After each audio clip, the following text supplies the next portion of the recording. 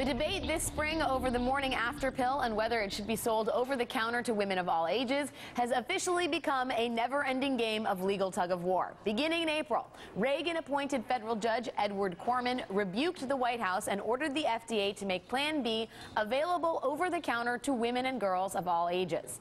The Justice Department then appealed Corman's ruling, arguing that he didn't have the legal precedent. Then, last week, Judge Corman denied the government's call to delay his order and accused the Justice Department of making frivolous and silly arguments to delay access to Plan B.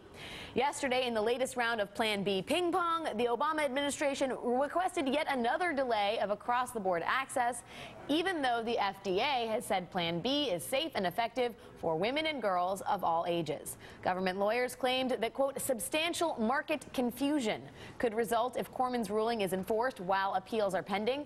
But perhaps the most substantial confusion surrounds the fact that a Reagan-appointed judge has ended up championing women's reproductive rights while the Obama administration works to curtail them.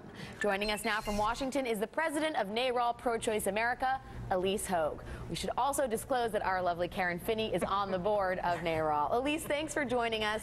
I am endlessly confused by this story. Why is the administration doing what it's doing? I know, it's like every day is Freaky Friday on this story, Alex, isn't it? You know, I'm sympathetic to the idea that we all want our kids to come talk to us if they get into trouble. Unfortunately, that's not the job of the administration right now. The real question is whether we're going to have the science-based policies that we were promised by this administration. What we know, and what's got the judge so up in arms, is that Plan B and other morning after pills are safe. They've been tested extensively. They're safe for all women. Teen pregnancy, unintended teen pregnancy, is dangerous, and it's a problem. We have a solution. It needs to be implemented. Karen, I mean, on some part, I've been trying to sort of assess the political calculus here, right? Yeah. Now, the administration was under a lot of fire for its contraception mandate. Yeah. So this sort of happened in and around the same time, and perhaps this was a doffing of the hat to social conservatives who don't like the idea of contraception being made available to women and girls of all ages without a prescription. At the same time, you'd think they would have left it there. Why do they continue to appeal these rulings? I have to tell you, I'm baffled by it because, frankly, in the context of a campaign, it made sense. I didn't like it. I agree with Ilyse. It didn't make sense in terms of the science, but it made sense politically why they would do it. But the court basically gave them an out, essentially. So now for them to go back and sort of double down does not make any sense to me when they had an out.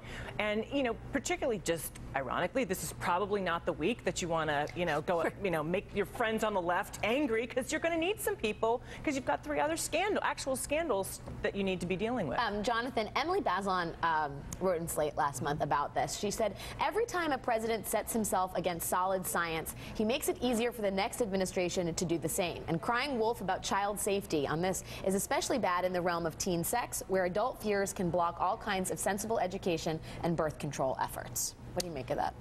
I think she's right. It's wrong on the policy merits. It seems wrong politically.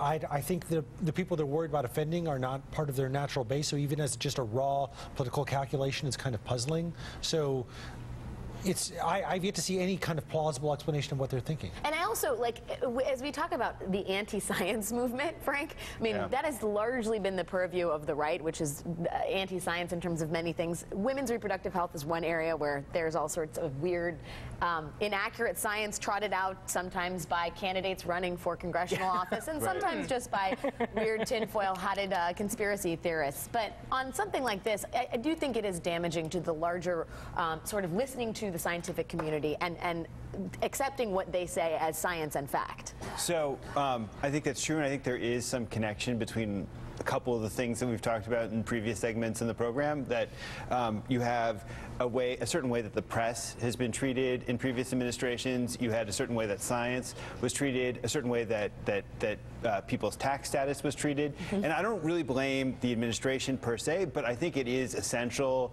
as kind of liberals to be vigilant about the way that government gets used in these instances, where there's a culture, that there's standards, that there's a way of doing things, even if it's not prescribed specifically in regulations, that, when FDA deem something to be scientifically valid or necessary, that we defer to the experts in the FDA there, or if that we just don't record, try to tap reporters' phones or or trace leaks in crazy witch hunts. And again, I don't think that there's patterns here necessarily, although perhaps in the treatment of reporters.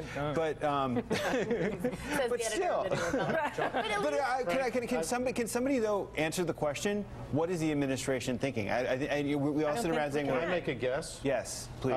First of all, heroic effort to tie everything together. That's my job. That's your job as a magazine editor. And exactly. You and Glenn Beck. Yeah, that's your job. Those are your jobs. I just need a whiteboard. I'm guessing. This is just a guess, but I think this is something that perhaps the president and Michelle Obama might have a personal opinion on. And it might have in some way to do with the fact that they're parents of two daughters. And I have not attempted to report that out, and I don't know anybody who has.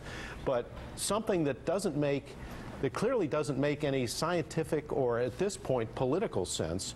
Right. To me, there's no other explanation. I can't believe Kathleen Sebelius is pounding the table on this either. She's got enough other things to deal with trying to implement. We haven't even talked about Obamacare. And at least I think Howard brings up a really valid point, because when the president first came out and expressed his disapproval of this being made available to girls and women of all ages, he mentioned the fact that he had two daughters. And he also painted this visual of this kind of birth control being available next to bubble gum and batteries, which seemed to be, a different side of the argument that one that he traditionally takes in terms of personal investment in this not being on store shelves. Yeah, and I think everyone can relate to the fact that parents are really uncomfortable thinking about their teenagers having sex, much less getting pregnant. The problem is the country is not looking for a father-in-chief right now. We're actually looking for a government that's top priority is to keep young women safe. And if we think this is confusing and we follow this for our jobs, put yourself in the shoes of a 15-year-old who finds herself with an unintended pregnancy, and this is a solution to the problem that is non-medically invasive and allows her to go on and live her life in health and have a family later in life. That's what we need from this administration, and I'm hoping we're going to get it. I mean, it's worth noting that Plan B is available, Karen, in 63 countries without a prescription, including the UK, Ghana, and France. 20% of American women give birth before the age of 20, which is more than in any other developed nation. So we talk about what we need as a country, obviously teen pregnancy, which in some circles I think people think that it's just gone away as a problem. It obviously hasn't. It's 1 in 5 pregnancies. No, it absolutely hasn't. I think, and Ilyse makes a really important point. And we're talking about, I mean, let's be reality-based in terms of the young women who would need access to something like this, right? I mean, we know that a lot of young women who become pregnant unintentionally, maybe they were raped, maybe they were abused, and they can't therefore come forward. They can't go to their parent and ask for permission, or maybe they just made a stupid mistake. But again, I think the bigger thing that I'm most concerned about is if the science is telling you one thing, even if personally, as the president, you just disagree with it. That's, as Lee said, that's not your job. That's not your job. That is not government's job, and that's something we should all be very offended by. Ilyse, before we let you go, I want to ask you about the comments that Ruth Bader Ginsburg made this weekend on Roe v. Wade. We are having, I think, a very volatile and boisterous debate about women's basic reproductive rights, from contraception choices to the choice over a woman's choice over her own body. Ruth Bader Ginsburg said at the University of Chicago on Saturday, the court, this is referring to Roe v. Wade, the court should have held only that the Texas law before it in Roe, which prohibited abortion unless necessary to save the life of the woman, was unconstitutional, leaving for the future the question of what other restrictions on abortion might be constitutional. That would seem to be a considerable walk back of the ultimate decision in Roe v. Wade, and I wonder how, your reaction to that. Well, Bader Ginsburg's comments went much further than that, and actually she has pointed to the fact that Roe has given our political opponents a target on which to focus.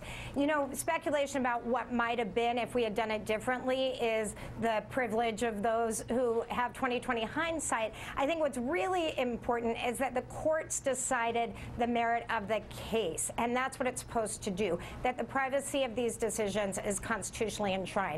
The other thing Bader Ginsburg said, which is really interesting, is that she also wonders how this would have unfolded if it had been decided on the case on the constitutional right of equality and not privacy. And I think that's an idea we should explore in terms of protecting women and our equality across the board. I just don't know how I feel about Supreme Court justices lately coming out and sort of second-guessing their decisions. Sandra Day O'Connor, we see you. Yeah. Thank you to NARAL's Ilyse Hogue. It's great to see you. Great to hear from you as always. Thank you so much, Alex. You are